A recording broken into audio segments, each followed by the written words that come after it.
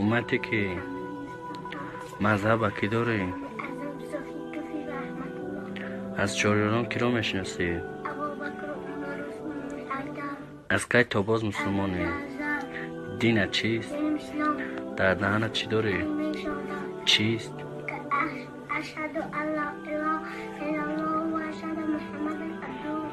در بینید، در چشمات، در گوشات.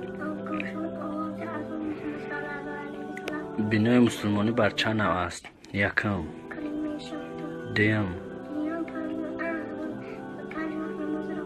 سیم، چهارم، پنجم.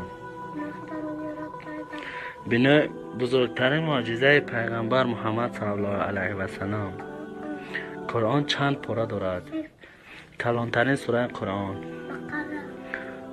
قرآن چند سوره دارد؟ خردترین سوره قرآن. دل قرآن. اولین سوره قرآن که به واسطه جبرائیل امین نازل شد. نام‌های خدا چند تااند؟ بزرگترین سوره قرآن. قرآن چند سوره دارد؟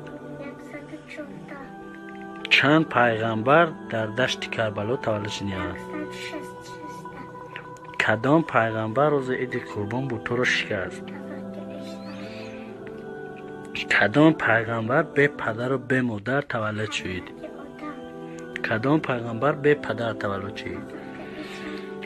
مادر حضرت عیسی، مادر حضرت محمد، پدر حضرت محمد، باوی حضرت محمد، دایش. خداوند ما را برای چی آفریده است؟